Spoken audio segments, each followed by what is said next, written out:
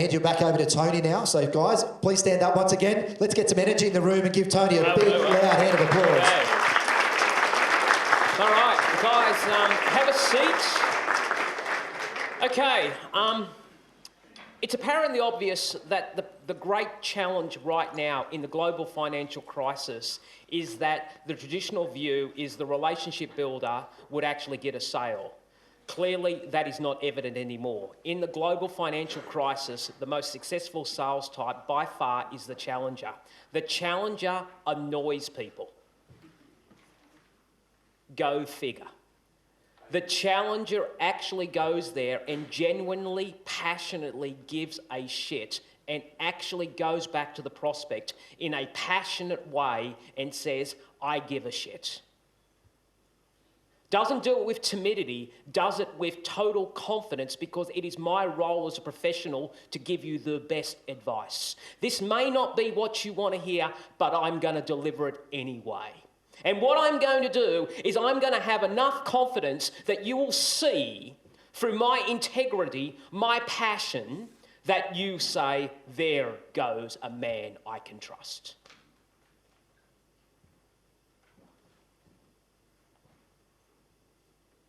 Absolutely. Need to do that. I need to do that. We all need to do that. And we are challenged by that. Because as I go through the personality profiles right now, you will see the challenger in one of these birds. And you'll see the relationship builder in the other bird.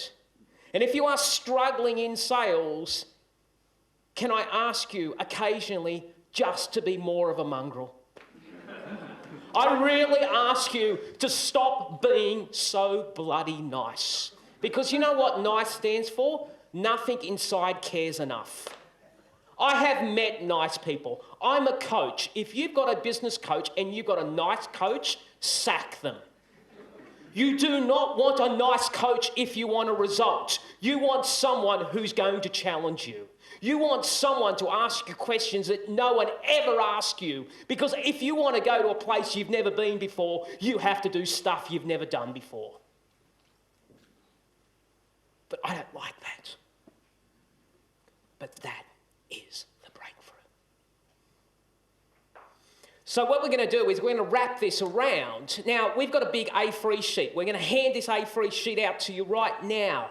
I'm going to give you a secret little code here. And I'm going to show you essentially the key to actually improving your conversion rates. You're dealing with people. People are emotional. Your job is to read them emotionally, change gears, shift, change, shift, triggers. What is their love language? So let's talk about this. This is an extension of DISC. This is essentially my take on DISC in a sales role. DISC is Myers-Briggs. Who's heard of DISC profiling of some nature? Good technique. A lot of organisations use it in HR. It is also now starting to say it's vogue in the sales arena. It is a very powerful weapon to understand in sales. Basically, it says that essentially there are 4 different types of buyers. Now, the first type of buyer is really simply, all you have to do is ask yourself the question, is this person outgoing or introverted? Really simple stuff, okay? This is why I don't like Myers-Briggs. Myers-Briggs makes a very simple thing too complicated for academics. Now, is this person outgoing or reserved? Easily pick up. That's why I consistently observe. That's why I listen, because I'm trying to pick up your DNA. Next thing is that, is this person driven by results or are they people orientated? They're the only 2 quadrants you've got to work out. Got it. Now, I'm going to show you essentially where the buyers sit, but more importantly, how to pick it, how to read it, and how to present. Now, I've got one client that actually does this. They sell real estate. They have a section on each personality. So what they basically do is once they pick the personality, they present in that language. So their presentation is actually shaped around personalities. Because they're saying, hang on, if this is correct, what we've got to do is we've got to then change our presentation style to suit this personality. Absolutely. Now, great marketing is essentially a great website will address all of these personality types on the website. Because what I'm doing in marketing is I'm attracting. What I'm doing in selling is I'm actually funneling. So let's talk about the first one. Now, the first one, and you'll go to your sheet and you'll see your big sheet and we've shown you everything in the sheet, are those people who are extroverted, they're loud. Some would say arrogant, and they are very results driven. How would I describe them? Bossy. How would I describe them? Time poor. How would I describe them? Almost dictatorial. How would you describe them? Arrogant. How would you potentially receive them? I don't like them. They're too direct. Here is their first question. What's your lowest price?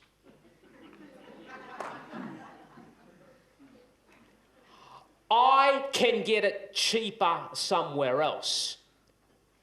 Fact or fiction? More fiction than fact. Because I need you to understand something deeply. Their greatest desire, their love language, which stirs them, is they must win. They will do everything in their power to win. It is really important that if you are selling or influencing an eagle, you actually have to give them an environment where they feel that they're winning. Now, I can frame that up. Classic approaches.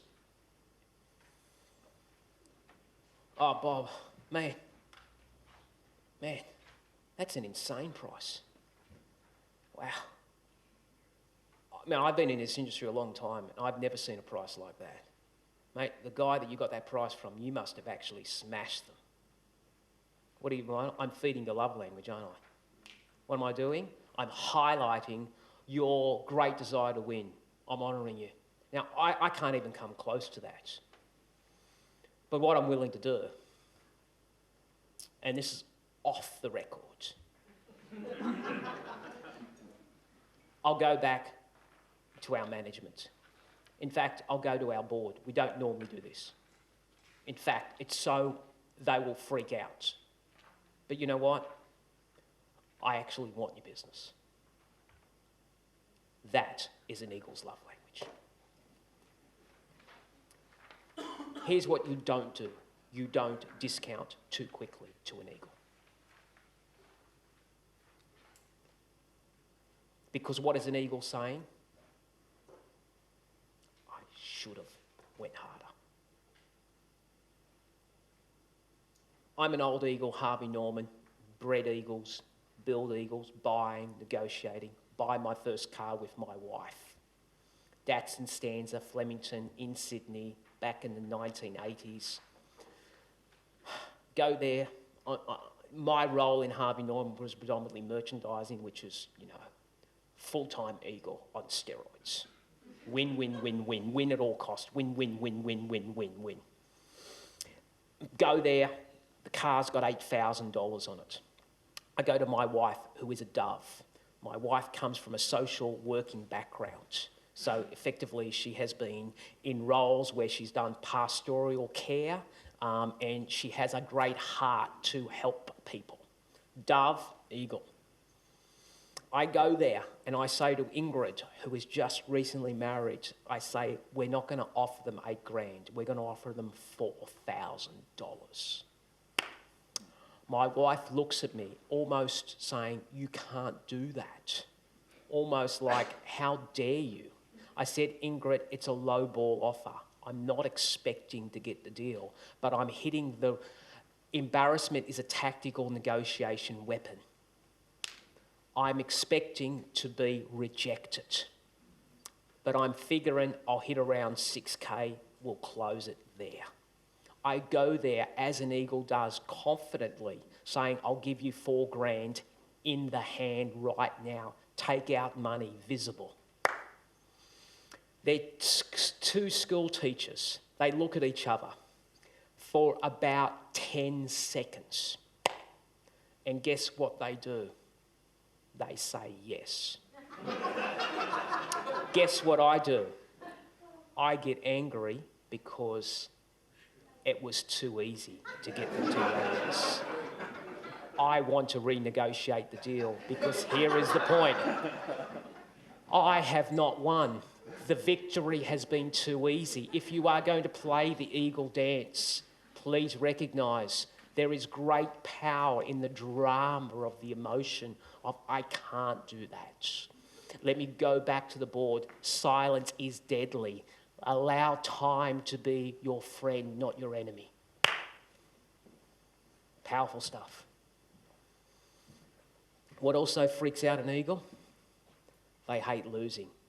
Scarcity is a brilliant mechanism on an eagle because by nature, they are competitive. Got it. Now, on your little sheet, we're not going to go through this because we don't have the time. But as you can see on this sheet, I have given you everything you need to know about an eagle, how they dress. Okay, it is apparently obvious they're power dressers and they sometimes dress in dark, dominant colours. They're very quick. They're incredibly, how can I say it, time poor. Occasionally, in their offices, they will have the largest office. They dare not get you. They have a receptionist to do that. They will ask, how long will this take? Now, if you are a person that has been trained deaf by PowerPoint, now is not the time to do it. An eagle is insulted by 40 slides. If you give an eagle a proposal, they will go to the page which says price. They will not read the detail. What you've got to do is you've got to customise your presentation and say, hey, Bob, I've got a really boring PowerPoint presentation. Can we just dump that? And they go, yes, thank you.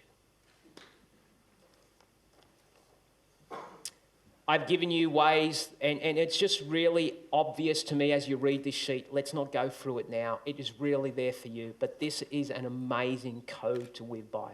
This shows you how to present, what is important to them, what are their drivers, what are their fears, what are their concerns, and things to avoid. And all that I say on an eagle, in a nutshell, they're fast, aggressive, and abrupt. Quick and decisive, no messing about, good to do business with. Why are they good to do business with?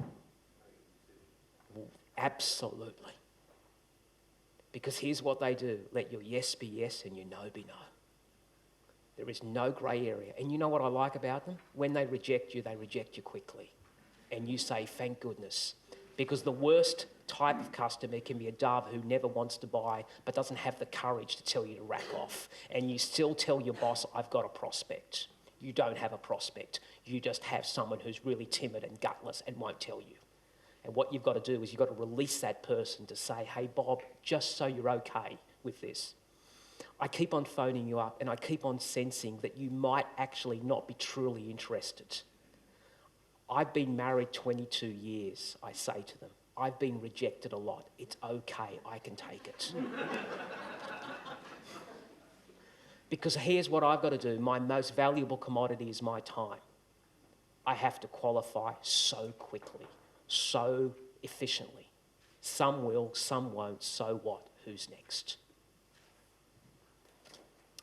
That's the first type. Who knows that they've got eagles? Okay. If you're not an eagle, you could struggle in this zone. The key is understanding an eagle. You still need to be confident with an eagle, but you can't be more confident than they are. They have huge, massive egos. Like to dominate, like to talk, like to take control. The key is the challenger will challenge an eagle and win. They don't challenge at their level, but they will still push the boundaries. That's why a challenger can actually push through an eagle, because a challenger speaks the love language of an eagle, and eagles tend to be very big decision makers in large organisations.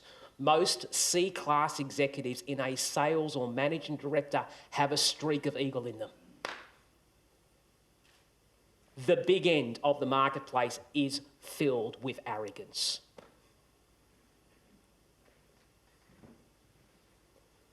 Next type is now eagles, birds, really simple. Don't flock, got it.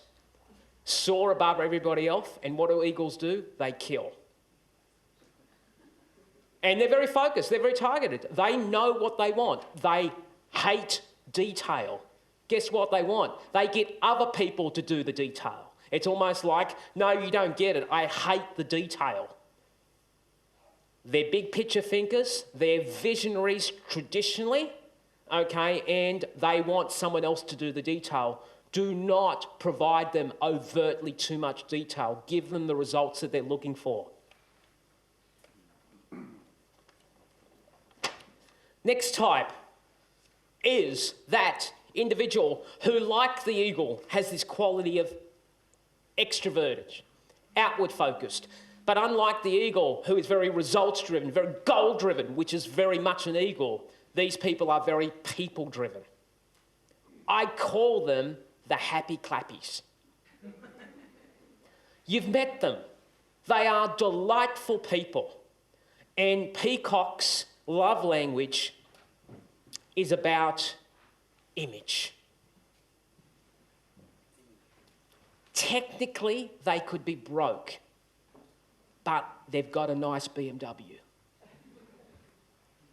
So they sometimes live way beyond their lifestyle. They live week by week, month by month. We breed an enormous amount of peacocks in the Western world because our society actually celebrates leadership from celebrities. To fundamentally believe that what is on New Idea and Women's Day is a celebrity and we honour a celebrity and I want to be like her is the age of peacocks. Your children have a peacock-like quality in them because there is so much peer group pressure about how to look and how to perform. Very image conscious. Understanding a peacock is incredibly important. One of the most easiest classes of birds to sell to. Why? Never satisfied. Always want the best. Here's their philosophy. I deserve the best. Life is too short. You can't take it with you. What do I got to do with a peacock?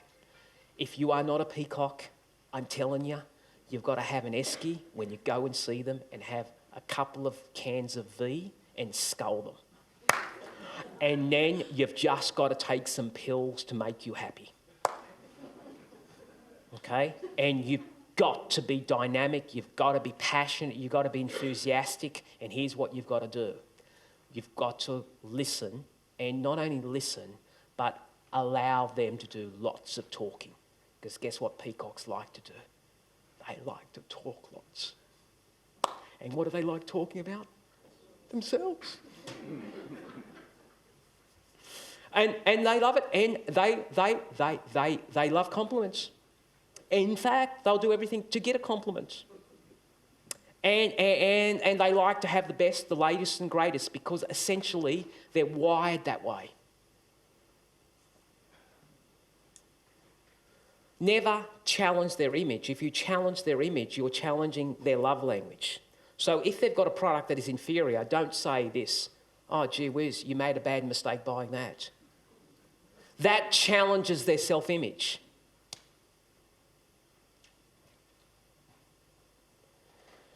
So if you have a look at your sheet again, just go down the nutshell. In a nutshell, an easy buyer on a peacock. I know it's quite small. They will talk the leg off a chair. I mean, telling you, they'll go. Bite your tongue. Shut up. Let them talk. What do they talk about? Everything. Football, kids, wife, holidays. Wow. Excited. Use of hands. Mirror body language. Passionate talk. Enthusiastic. I can switch to peacock because when you're a speaker, you want to be a bit of eagle sometimes, but you have to actually shift to peacocks. Peacocks get booked more often. They're funny. Next thing, have a look at this. Bite your tongue and do lots of listening. Get excited. Oh, wow. Mirroring body language. Appeal to their ego, their dress, their style. Usually you can a mile off, I'm telling you, a mile off. They tend to use vibrant colours in their dress because what are they looking for? I don't want to be normal. I want to stand out. Yeah, you can sometimes hear their car a mile off. Okay, image value, use show and tell selling approach. Make sure that you are clear before you close. They have this amazing ability to actually forget what they actually said. And here's what the key is that if you give them too many options, they get themselves confused and they don't buy. So what happens is I've got to take a leadership position. This is where the principle of take control comes in. Take control from a challenger, takes control. Takes control of a peacock because a peacock looks at buying as a treasure chest and in their confusion they buy nothing because it's all too confusing. Got it. Now, if you are selling to hairdressers, you are going to get a lot of peacocks. If you are selling to advertising or marketing people, you are tend to actually going to attract peacocks. If you are positioning yourself and someone says, what do you do as a profession? I'm a model, a fashion model, peacock on steroids. Okay, I get it, because what I effectively do is your profession, if you stay in it long enough, will actually shape your personality type. And a lot of people come out of certain professions because they actually don't like the personality type because it's against theirs. So you've always heard of the accountant who decided to ditch accountancy. And what they do is they don't do accountancy, they do something else because their personality type is not that of an accountant.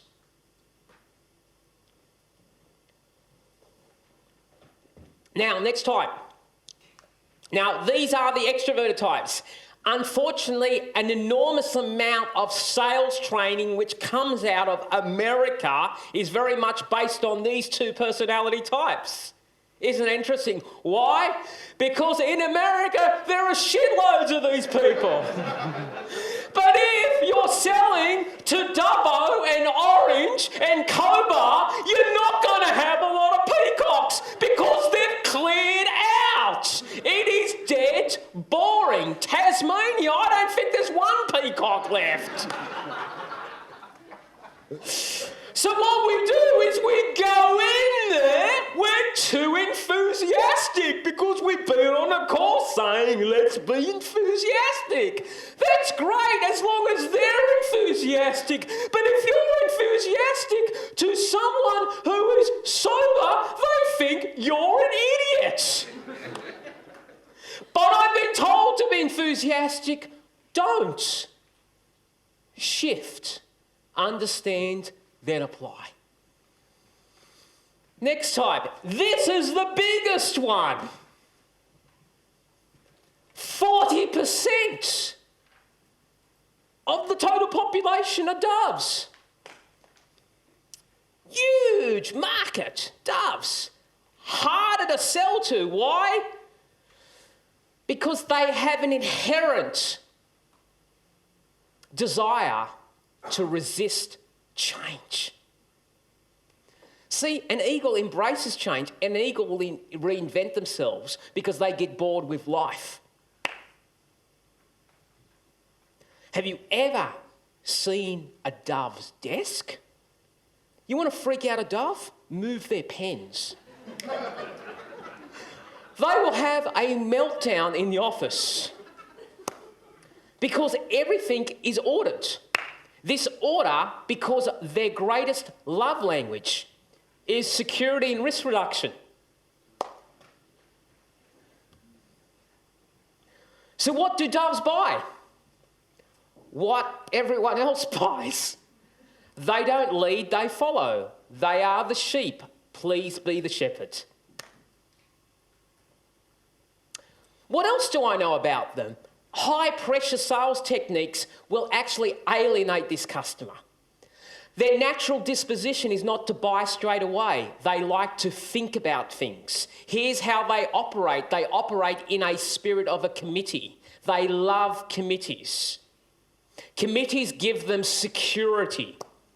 I need to talk about things. So you take the stage in sales. Here's what I would say. Why don't we do a trial? A trial is cool. Why? Risk reduction. A guarantee is an attempt to actually convert someone who is a dove, that is concerned. That's why guarantees are important, because guarantees are important to those people who are actually insecure. Am I making the wrong mistake?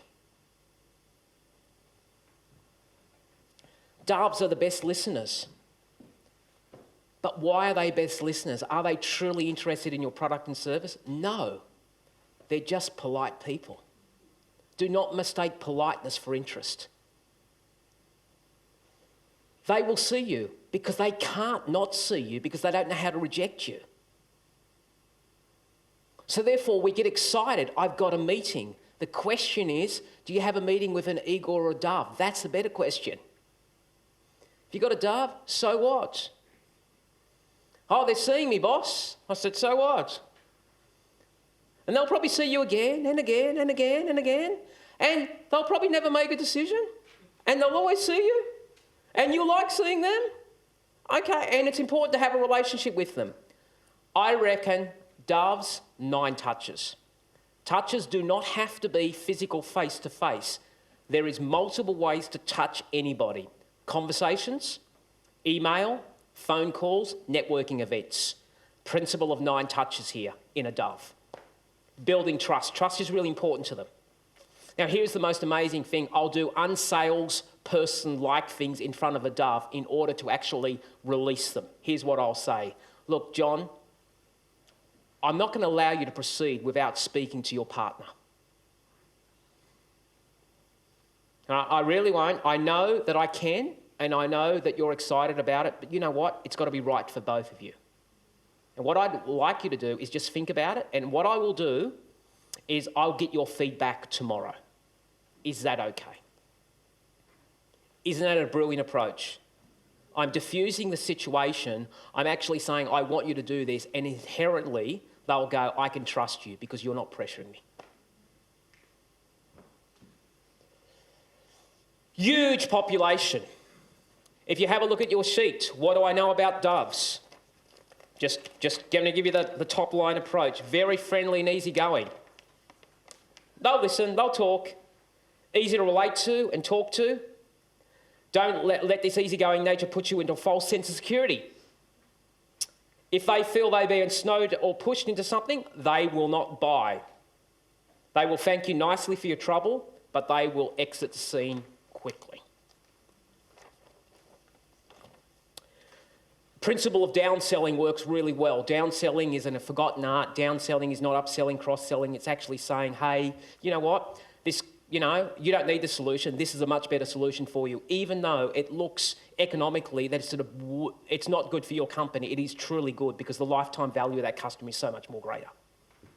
So what you're actually doing is you're going the opposite way and saying, hey, I'm going to suggest this. It goes against what I'm supposed to be telling you. You've always been told to sell what the highest value. I'm actually going to sell you the product that I actually truly believe is right for you. Take the noble approach with a dove, because here is the power of a dove. The dove is the most loyal customer you can ever have, because they hate change. They hate change. Eagles, loyalty, man, based on results. Wheeler and dealers, okay? They talk about loyalty. Sometimes it's questionable. Here's what an eagle might say: if you look after me, I'll look after you in the next one. Famous last words of lying. So that's the dove. Big population. Smash a population. If you are speaking to somebody who has a social working background, like, for example, what do you do? I'm a kindergarten teacher. Go with dove. Why? Why are they going into kindergarten teaching? Because they want to serve. Doves are great carers. If you want a nurse, please make sure they're a dove. You don't want a nurse who's an eagle. And you'll see this, my mother, Italian, is an amazing dove. What do? Serve their children. Sacrificially, and remind you of it too. Okay? Now, I don't know if you know these people, I've got them. It's called guilt. But that's their love language. And, you can see them, they eat at the same time and they freak out. They almost eat the same food, go on the same holidays to the same places. It is their models of consistency. From a work situation, really hard to speed up. Don't work much quicker, work at one pace. They hate massive amounts of change. If you are selling into the government, you're going to get a lot of doves. Why? What does the government give a dove that they crave? Lifetime job, isn't it? It's almost like, get a good job, work for the government. Now, will an eagle survive in the government? No chance. Okay, yeah, that's about it, but ultimately get smashed. He's the shepherd, sheep, nah. If you're out, you'll be out of there. I did some work for Australia Post. It was the toughest gig that I've ever had in my life, right? Because it was such an organisation that was based on a dove-like mentality. Don't change anything. Just write us a report and we won't do anything with it.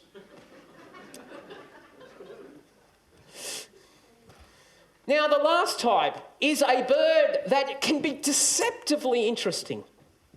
It still kills. It's an owl. Owls are hunting birds, but here's what they do. They kill at night. You don't know they're killing you. I will tell you, they are sucking the living blood out of you, and you don't even know they're doing it. Now, what do I know about owls? Owls love language in facts and details. They are incredibly skeptical. They are the word doubting Thomas is actually an owl. That is where that came out of. Prove it. Now, these individuals are incredibly detail-orientated. If you do not have expertise in your area, if you do not know what you're talking about, these guys will dismiss you. They crave for expertise and technical knowledge. They cannot see the forest. They can only see the tree. And guess what? Every tree has to be chopped down one at a time. Now, if you're in sales, there's a likelihood that you will not have an owl-like personality in you. This attention to detail could freak you out. If you dismiss it in your prospect, the prospect won't buy from you. So I always struggle in this area. Now, if someone says to you, what do you do as a profession? And they say, I'm a scientist, that's owl on steroids. Anything that has a high technical background, that has great attention to detail, is going to have a DNA like this. Now, if you have a look at the owl, let's just talk about them.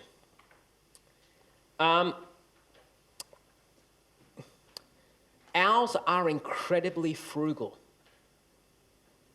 But they can really surprise you because they want to pay as least as possible, but something they're passionate about, like their wine collection, they'll pay a fortune. They love perfection. They crave it, they desire it. That's why they take so long, because what are they seeking? Perfection. I don't know if you've ever met them, but they will tell you the typing mistakes in your proposal. They will ask you questions that no one has ever asked you, ever. And you're almost going, why is this important? Because they cannot see the forest, they see the tree. In organisations, they sometimes exist in the accounts area.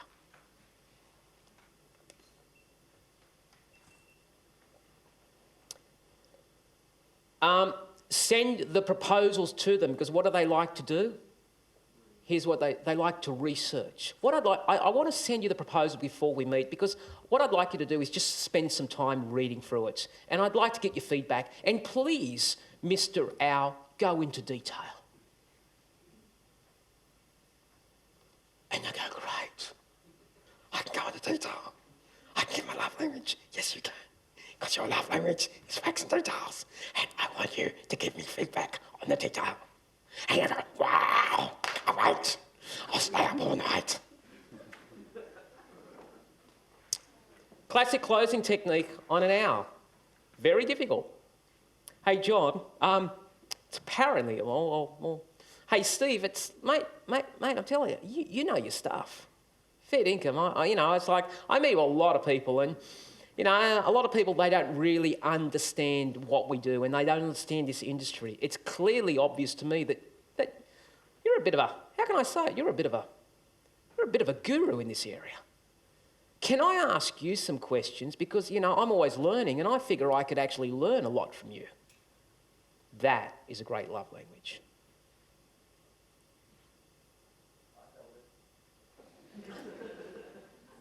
Because what they are, essentially, is frustrated professors who want to get on a pedestal and show you their knowledge. And if you can actually turn it around and allow them to teach you what they've learnt, you'll be amazed.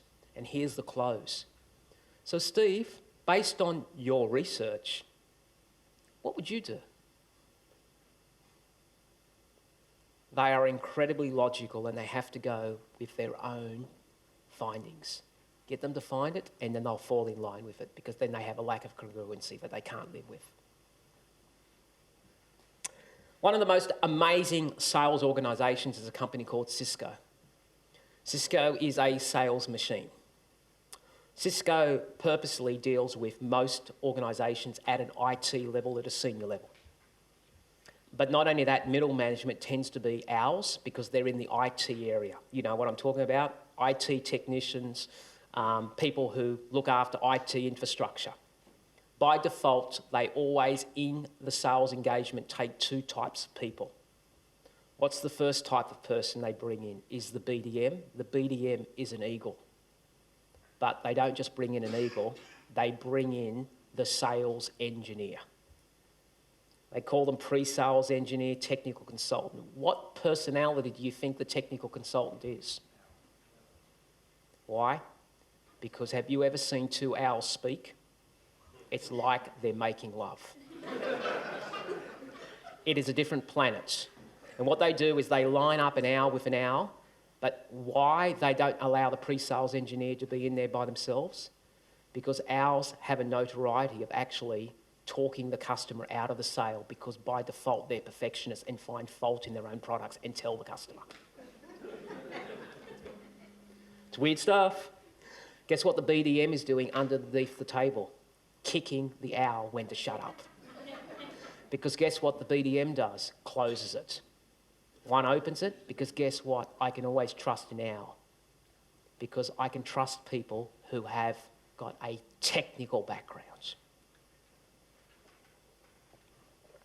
That's why builders sometimes are good salespeople. They don't know it, because they're builders. That's why plumbers and electricians sometimes are really great on site, because guess what? They're an electrician.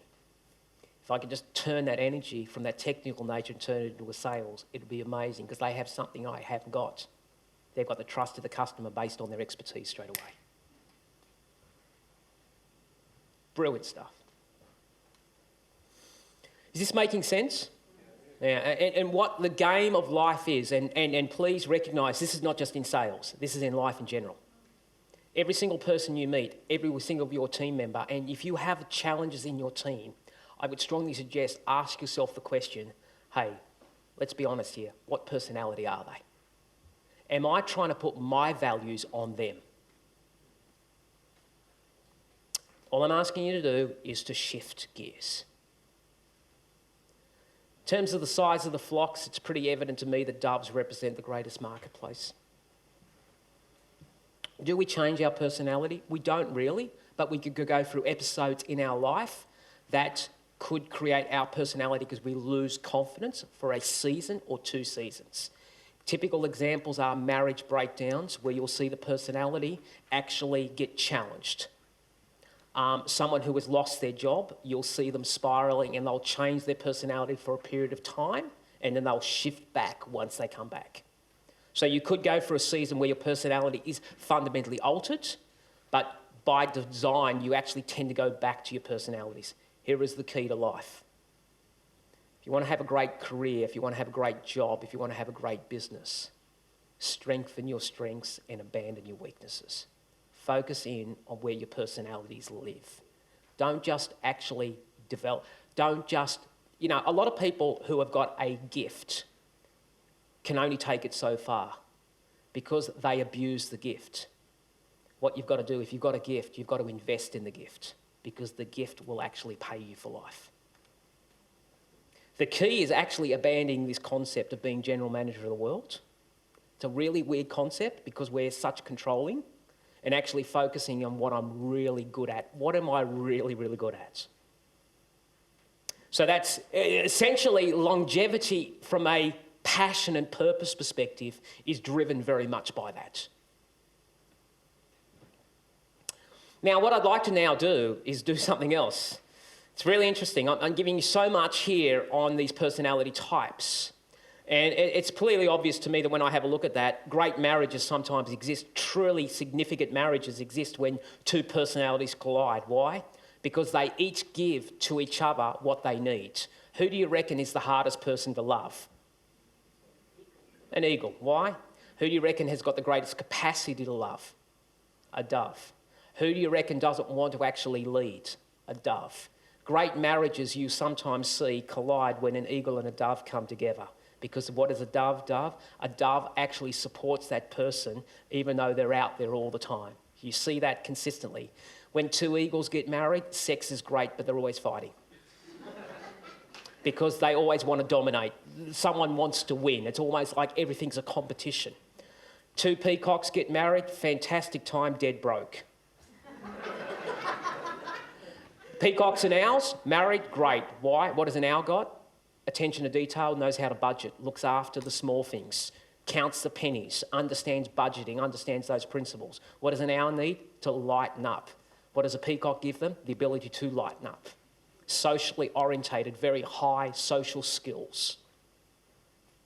Work well. Now, I'm going to now map this into different age groups, and this is important. Now, there are some people in the marketplace that you're selling to who are born before World War II. They exist, okay, they are a marketplace that is still there. Now, the key is they don't have a lot of money. Why don't they have a lot of money? Because in many ways, they have been through the Great Depression and they have a very different view of finances. Really important that if you are a younger person, you know how to sell to different age groups. If you're an older person, you know how to sell to different young groups. This is where a lot of the challenges are coming at the moment because we have people who are in Gen Y and Gen X and they're trying to actually sell the baby boomers. They don't get it. Their whole conversation is based on emails. They don't even understand how to use the phone because it's totally foreign to them. Now, traditionalists provide consistent service. Thank them and personalise the relationship. Be patient. By default, they are very slow. Be personable and show a genuine interest are very conservative because they've been through tough times. Now, this is the biggest marketplace. This is where the wealth is at the moment. Still where the wealth is the baby boomers. Baby boomers after World War II to about 1963 in that zone. Number one, treat them as individuals, incredibly different from traditionalists. In fact, they have this independent streak about them. Have a look at them. What do they want? They don't want the detail, they want the solution fixed.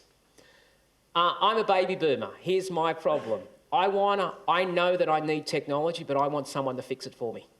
Here's what I do. Michaela, my daughter, I say, Michaela, can you help me? All right? This is pissing me off. Can you sort this out for me?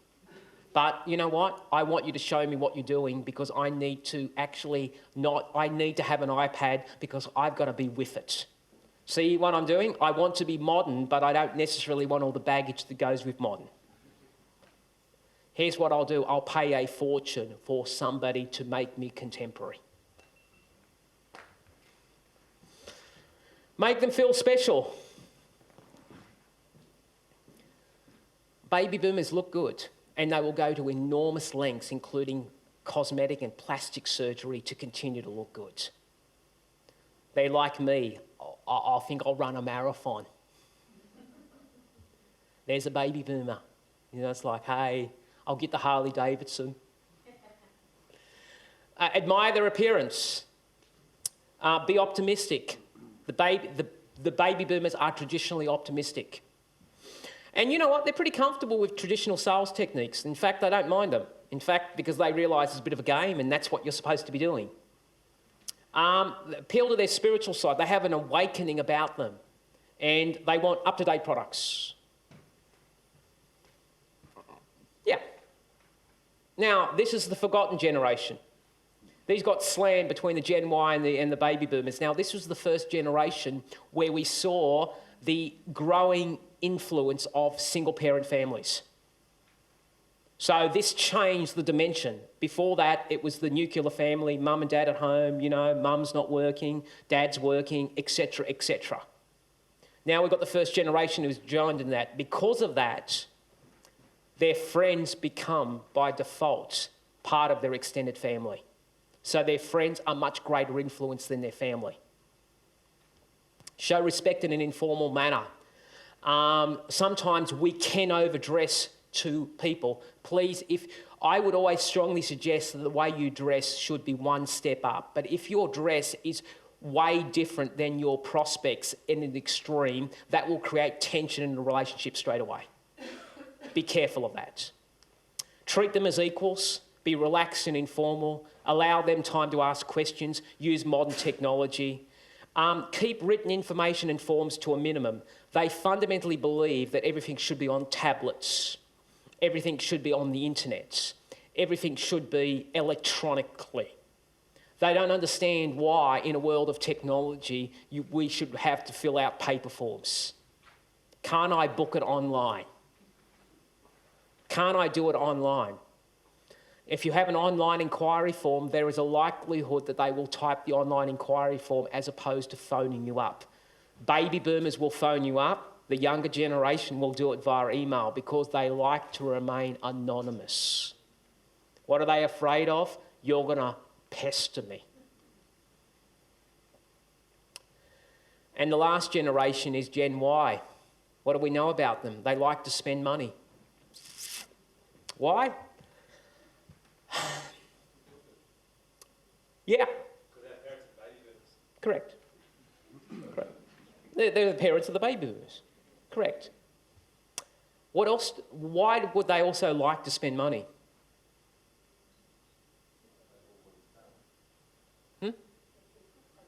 Yeah. And they still have a relatively, how can I say it, laissez-faire, she'll be all right, my parents will look after me, it'll be all okay, live for today, gee whiz, my parents, baby boomers, are always stressed, I don't want to be like them, gee whiz, they're always worried about money, they're always working hard, last thing I want to do is work so hard like my dad's, that mentality. Because the baby boomers are seriously hard workers. They'll smash it out. The Gen Ys are looking at the baby boomer parents saying, I don't want to be like you, Dad.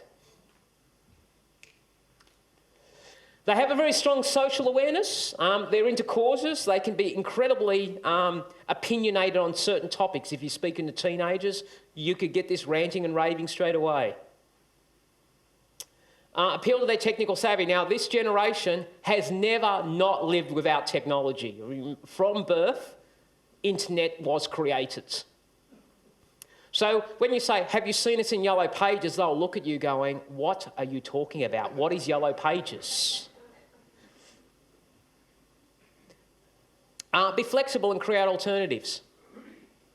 Now, please, this, I don't know, how many here have got teenage children? Okay. They are incredibly wise. Why are they so wise? Because they've had access to information on the internet and they know when someone's conning them. That's important stuff. Now, I'm just going to touch on a couple of things, and I just wanted to, in your workbooks, this might help you. I just wanted to show you a system that we have developed. And it's a system because, again, everything is about psychology and science. And if you go to page 16,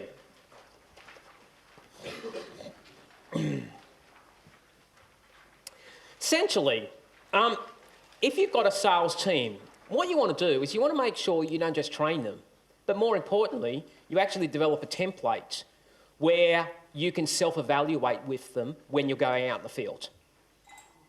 Because here's the key. It's not what I do in training, it's what I do in the field that is truly important. And what I've done is I've mapped out a sales process here. And this is a sales process that could be modified and changed. And if you want to be really good in a sales environment to yourself and not only to your team, don't just train the sales process, but effectively go out with them, not to actually get involved in the sales process, but to actually sort of see if they're doing the salesperson correctly, and then go through this with them and say, did you do that, did you do that, did you do that, did you do that, did you do that? You'll find this incredibly powerful stuff. We've applied this in a customised way to a number of organisations, and suddenly the results have gone dramatically. They've done years and years and hours of training. Training wasn't the answer. It was actually the process. Have you followed the process? Okay? You didn't follow that. The reason it fell down, I get it. But what I'm doing is I'm going out in the field to see what the reality is. So you just might find that incredibly useful. A couple of things that I'm just going to finish off with because I think it's important to give you the real nuggets. Okay, I talked about this before. It's really important that if I want to be brilliant at selling, I actually have to solve people's problems. I'm in the problem-solving business. One of the most important and most powerful ways that you can solve anyone's problem is not by talking. It's by listening and asking questions. Now, there is great power in the questions you ask, but there are appropriate questions to ask and there is inappropriate questions to ask. Let me show you the 4 different types of questions that you'll come up against and when to use an appropriate question in the sales process. Closed questions are yes or no questions. Now, traditionally, we've been taught in sales that you use closed questions towards the end of a transaction. Example, how would you like to pay for that, cash or credit? Customer says cash, that's a closed question, 2 alternatives. What colour would you like that, black or grey? They say grey, closed, that's a closed question. Be very careful. If you use too many closed questions at the beginning of the relationship, they feel as though it's an interrogation and effectively they close down. So when to use it is important, towards the end of the process, but not at the beginning. It's not an interrogation. Okay, got it. Open-ended questions are brilliant at the beginning of a relationship because they create trust. Open-ended questions are why, how, tell me. Example, tell me about your business, I'm curious. Here's a great question to tell a business owner. Hey Bob, just out of interest, I'm really curious because I'm genuinely curious about businesses. Can you show me around? Now, why would I be doing that? Because I actually know in many ways Randall's love is his business. If he can show me his business and I'm passionately interested in his business and he can share it with me, I've built instant rapport. Why? Because his business is his baby. You understand, when you're talking a business owner, their love of their life is not only their partner, but it's also their business. If you can honour that and understand that, without you doing that, you'll actually get a great amount of rapport. They're open-ended questions. Really important to do at the beginning. I'd avoid them at the end because you're not taking control. Remember, the challenger takes control. You can't take control if you do open-ended questions at the end, because what you're doing is you're giving control back. Leading questions, very dangerous shit. You've had leading questions, you've probably heard of it. Industries that sometimes occasionally do it are those people who are programmed in multi-level marketing. Multi-level marketing sometimes give them scripts and they say to people when they ring them up, how would you like to earn an extra $100,000? Now, is that a leading question or not? What is a leading question? A question that is so obvious, why are you asking the question? It's a very dangerous question to ask in an educated marketplace. It will work on the stupid, but it won't work on the smart.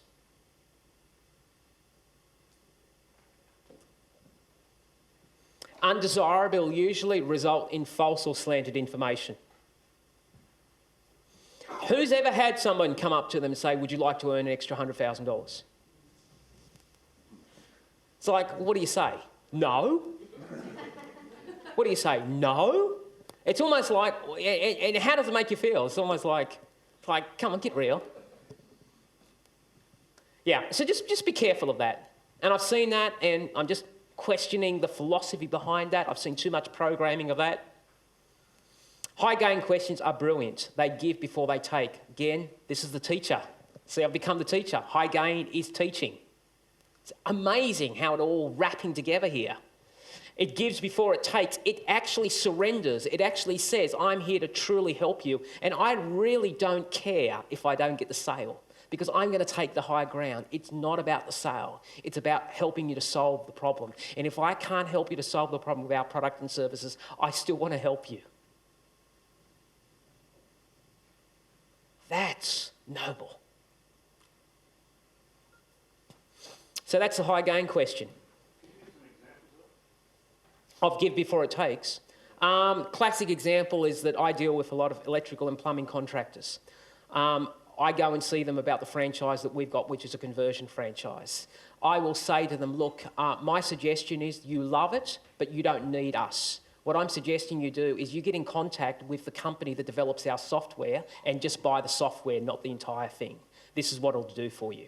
I take the high ground, I ring up the company then and there for them, I book the meeting for them then and there. They suddenly say, that is amazing. You've come and you tried to sell me a franchise. The franchise wasn't liked for me, but I like the software, so what you're willing to do is actually sell me the software without any inherent needs. Yes, I am. What you sow, you reap. It's profoundly biblical. We don't get it because we live in this society where the pie is only this large, and my job is to grab as much of the pie as possible. Let's just change the paradigm. Let's just say that we lived in a world of abundance, not of poverty. I understand where you're coming from, but it was more a statement than a question. Could you give me an example of what you mean by the high gain question? Oh, high gain question. Where you're actually, okay, all right. In a contracting business, okay? I'll just talk contracting business. The variables that make a successful contracting business is the sales per site worker per day. So I would say to the business owner, just out of interest, do you measure your sales per site worker per day? The owner will say, no, I don't. That's a high gain question. And then I'll say to him, look, what I'd like to do is, irrespective of whether you use me or not, it's insignificant. I'd like to show you how to measure that, because I think, irrespective, you need to measure that to improve your business. So what I've done is I asked him a high gain question. I'm revealed into him. I'm teaching him. And suddenly he's developed a KPI for his business because I've incorporated that into it. And then what I've done is I've positioned myself as the trusted advisor as opposed to the salesperson. Does that make sense? See what I'm doing? I'm actually taking that ground of educating you and trying to solve your problem. And I'm surrendering my need to get the sale. And here's the most amazing thing. When you don't want the sale, that's when you do get the sale. And reveal questions are the deepest questions you can actually do. Now, if you can ever do anything in business, if you are in sales, invest a little bit of time and read some coaching books. So much of coaching is wrapped around selling. I have a coach now, and what a really good coach does, it will look at a prospect, it will look at a customer and ask them the deepest question they possibly can. And here's some of the deep questions. How does that make you feel? That is a deep question. Reveal questions are the killers. If you can actually hit a couple of reveal questions, okay, they will open up the customer like you ain't seen, because guess where you're operating? In the heart. See, I've gone from head to heart. If you're in higher complex sales, this is the traditional process that you need to operate under. Step one is high gain questions, which is the teaching. I'm investing. Emotional dollars, bank accounts. Then I'm moving open-ended questions. I'm opening you up. I'm building trust and rapport. See what's happening? I'm asking different style of questions. See, I'm not vomiting. I'm not trying to sell a product. I'm actually not trying to actually prescribe, because how can I prescribe? I haven't even done a diagnosis or examination. I'm doing this process in a structured way. Then I ask closed questions. And then I ask the killer question, if we were able to actually solve this, how would this make you feel? What would this do to your business? Suddenly, it's a light bulb moment. It's a brilliant technique. Now, I know I've only got a couple of more minutes, so let me just go into two more slides. This is a great slide. My job is change management. You're in the process of selling. You've got to change people. How can you change people? Very obvious to me, change can happen in an instant, in the right environment. How do I change you? There is a process of change. This is the process of selling. This is what great salespeople, great marketers do instinctively from an emotional perspective. Number one principle in order to get you to change is, number one, I have to make you dissatisfied with your current situation. How do I do that? What is the best technique of making you dissatisfied with your current position? Huh? Highlight it? But how would you do that? Yeah, you would ask questions. See, most people are not going to tell you they're dissatisfied with the current situation because they put a shield up. The shield up is, I'm invincible. I can't show you my limp. But if I build trust with them, over time they will show me their limp. But they won't do it initially because there is an enemy called pride. So I have to make them dissatisfied with their current situation. Sometimes they're dissatisfied already because they're phoning me. When someone's phoning you as an inquiry, they're dissatisfied already. But if you're prospecting, you actually have to make the customer dissatisfied with their current situation. I'll ask you questions. I'll find your bruise. Now, for those people who realise I've got a bit of an eagle in me, as soon as I find your bruise, guess what I do? I make it bleed. I don't come off your bruise. In fact, I'll linger there for a little while. I'll ask 3 more questions on that same bruise to go deeper and deeper. Here's a classic example. John, how's your business going? Great. How many hours are you working? Oh, wow, 90 hours. Gee, that's a lot. How does that make you feel? Oh, man. Tell you, I never see the kids. How old are the kids, John? 6 and 9. So, just out of experience, when do you think the kids basically start saying to parents, leave me alone? Oh, probably 15 or 16. So you reckon you've got about 6 or 7 more years until they start saying that? Yeah. See, that's a killer question. How would you feel if you actually continued to work the way you are and never had that opportunity to invest in your children? That's going to rip your heart out, isn't it?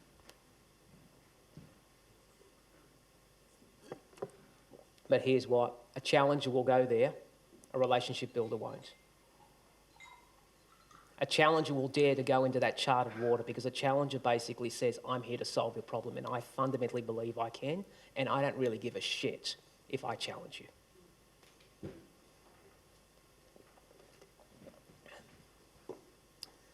You've got to make them dissatisfied, but you can't let them linger there too much because too much dissatisfaction stirs people and they need that problem solved. So what you've got to do is that you've got to actually show them what their vision or life could look like. Okay, you have to show them heaven. From a spiritual perspective, it's not unfamiliar. This would be called hell, that would be called heaven. It's the foundation of every great movie. The hero story, we call it. Next thing that happens is that my job is that once I've shown you the vision, once I've shown you the dream, my job is to actually show you how easy it is to get there, step by step. I have to manage your expectations, and I call that the stairway to heaven. And I have to manage your expectations regarding that. So if you want to be brilliant at selling, don't just understand the doves, the eagles, the peacocks and owls. Understand how to change people instantaneously. Because in many times, the greatest weakness that they have is they don't know that I don't know. And you've got to make them dissatisfied. And if you cannot make them dissatisfied with their current situation, get out of there. Because there is no need to change. Okay, in summary, let's just rip this out, and we're going to give you all these great slides later on, so don't be too fussed. I'm just going to give you, in summary, a DNA of what are the 10 laws of sales success. Clearly, I know I have to sell. I'm an owner, I'm an entrepreneur, I'm a business owner. Selling has to be my livelihood. And if you can sell well, your business will always prosper. Number one principle, you've actually got to have a positive expectancy. If you say today is going to be a terrible day, it will be a terrible day. What you confess, you possess. The greatest opportunity is in a tough marketplace because the vast majority of your opposition live in negativity. They don't come to these events. What they do is they go home and they watch TV and get depressed. Great. Although the pie might be smaller, I can take there because they're doing nothing. Number two, become incredibly client and outcome focused.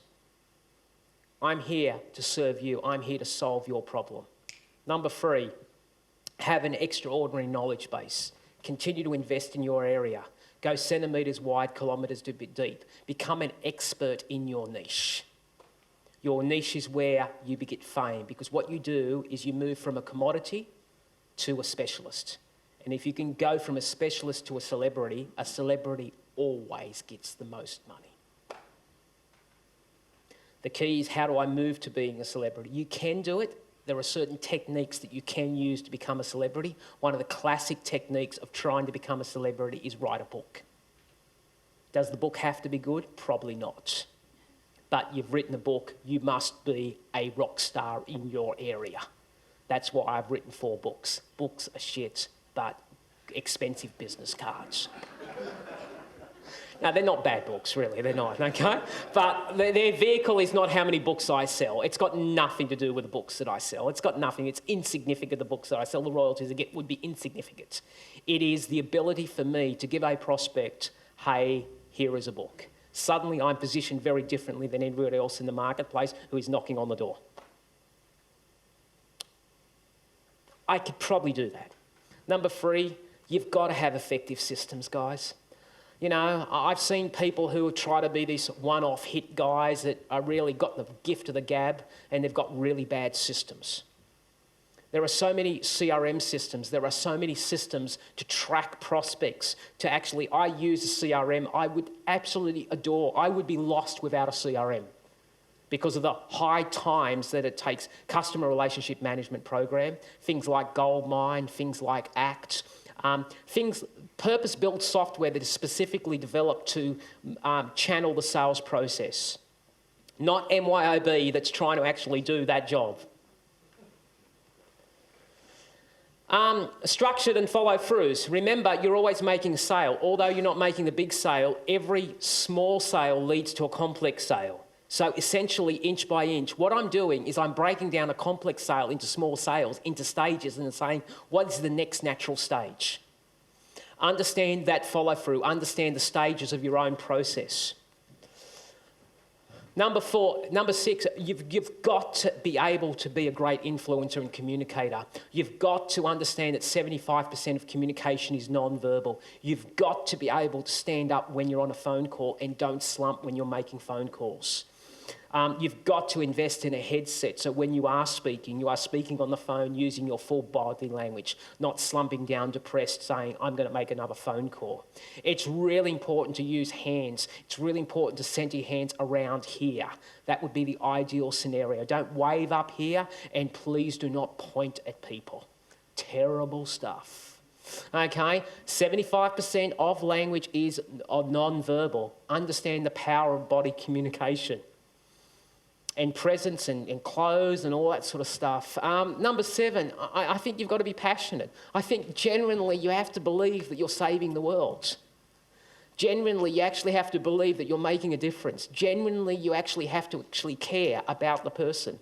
Genuinely, you have to believe in what you're doing, that you're actually making a dent in the world somehow. If you can't do that, reinvent yourself so you are doing that. Have a purpose-driven heart. Have persistence and have high energy. Understand your own energy levels. Drink lots of water. Eat great food. Go to bed early. Don't get pissed all the time. Okay? It's just, I get it. Trust me. But you know, it's like, it's a temple. It is truly a temple. And you'll see that your performance will dramatically improve if you get sleep. The greatest single area that I see people suffer in is sleep deprivation. They don't sleep well. And it affects everything. Who here sometimes struggles with sleeping? Anyone? Yeah. It's one of the big issues. And you'll notice that your entire relationships are affected when you don't sleep well. And there is an anxiety, you're tired, it really affects everything. One of the greatest revelations I've got is to calm people down is I need you to sleep for 8 hours. Just do that. And just drink 3 litres of water. Have high standards of excellence. I mean, challenge yourself. The enemy is not success. The enemy is not adversity. Adversity is a great character builder. I know the greatest breakthroughs that I've had in my life are when times are shit, because guess what? I get my shit together. You know where my greatest weakness is? In summers. You know what I do in summers? I take the foot off the pedal. I forget what got me there. And in what getting there, I actually have to go back. You don't have to reinvent anything in your business. Sometimes you have to go back to what got you there to the begin and just reinvent that again. Number 9, you've got to be willing to learn. I mean, you've got to be a sponge. Currently, I would at least read 5 books at least, if not 10 a month. Why? Because I need to, because I've got to continue to actually understand what's going on. I thirst for learning because it brings joy, because I'm always learning and trying. So important if you're in sales to continue to learn. And number 10 is the big one for me. Deep down, is you've got to have a heavy-duty belief transfer. I can talk about skills as much as you want, but it will only take you so far. If you fundamentally believe that what you are selling, what you are providing, benefits the customer, and you can transfer that belief to that prospect or customer, that more than anything else will guarantee success, because it is called belief transfer. And if you've ever seen belief transfer occurring, it is the most potent weapon you've ever seen. And guess why owners have the gift? Not because of technique, because in many ways, your business is your belief. So why do owners have to be in selling? It's not about technique. You know what you've got that no one else has got? Passion. You have that passion. I have that passion. Steve's got that passion. Why? Because we have birthed it. No one can sell something like the mother. So, you know, that's essentially it. As I sort of come to a conclusion, I can share you lots of insights. Probably the greatest insight that I can give you is just a really simple story that somehow I sort of try to live by, and sort of like, it's about a story about a guy, and this guy one day decided to try to change the world. And he figured the world was a pretty big place to change, so he said, it's too big to change, so I'll try to change my country. And this guy then sort of started to try to change the country, and every politician fought at his every effort, and every crook sort of tried to rip him off. So he said, oh, look, I'll try to change my community. And he went back to his community, tried to change his community.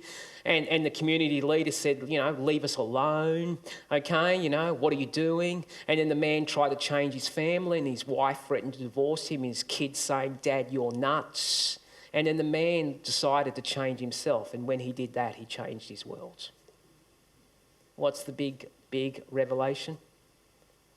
We talk about success, been a lot of success programs, inside-out job. That's it. So hopefully that's helped, and I hope you've enjoyed it. Thank you. Hey, good stuff. Big round of applause for Tony Gattari, guys. Wow. Finished off on a clanger.